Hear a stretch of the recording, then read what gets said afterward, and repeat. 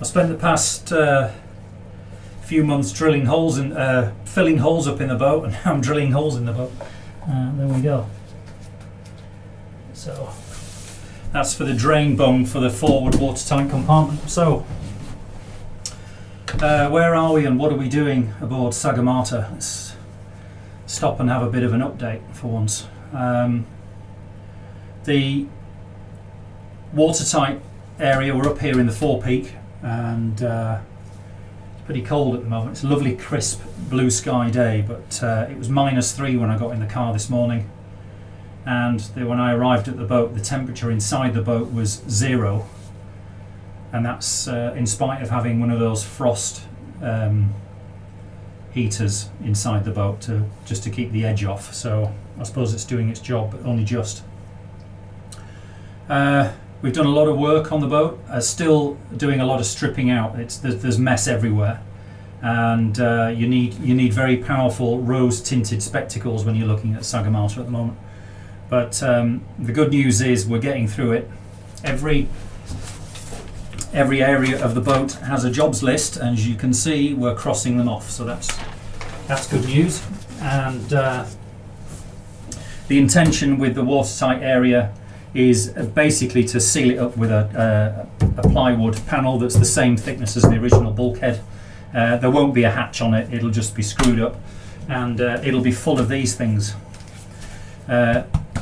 Recycled plastic drinks bottles from the local pub, and full of spray foam, and so this will be absolutely filled with these things, and then it will be sealed up, and we'll have as per the rules, a drain bung in the bottom there, so that we can all, without taking the panel off and emptying it all out, we can drain out any water that's in there, pretty much right down to the bottom.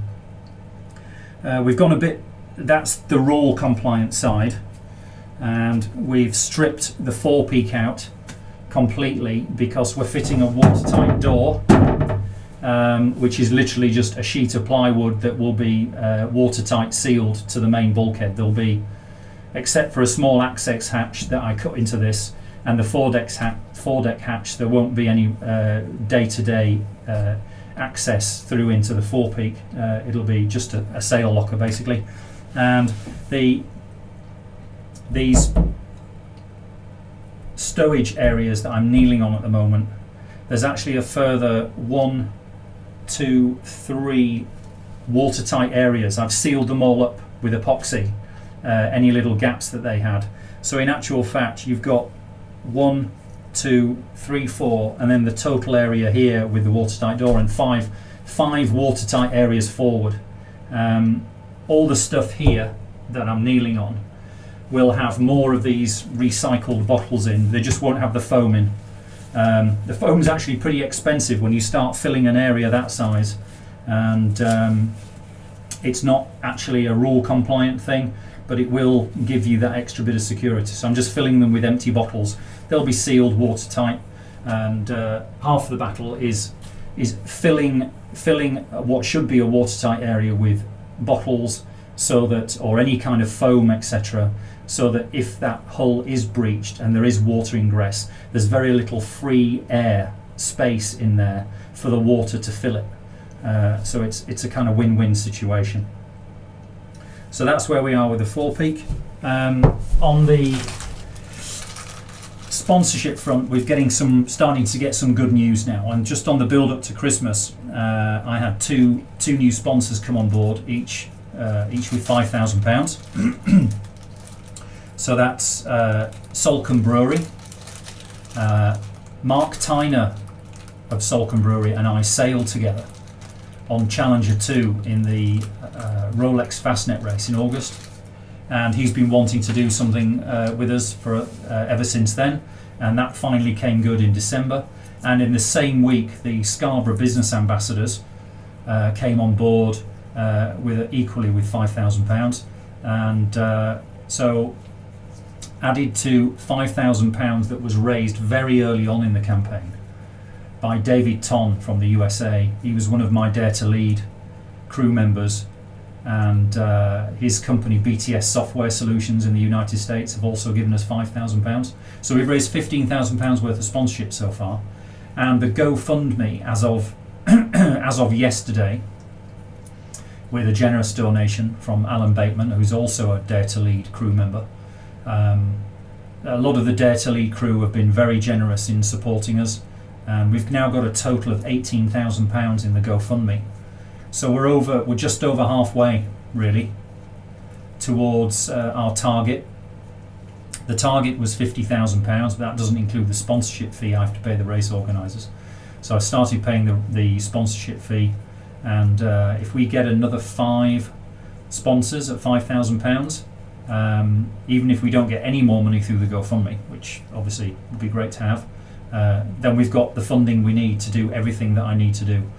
So that's really good news on the funding side.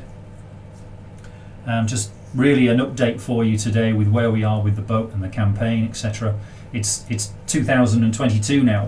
We're 7 months from race start. We're not 7 months. We're 8 months from race start, but we have to be in Les Sables d'Olonne by August. And there's a prologue race, hopefully, from a British port to get us there, and there's all sorts of rule compliant inspections and safety packs that we have to complete for the race organisers to complete our entry. So it's pretty much 7 months now to race start. It's going to be a busy 7 months.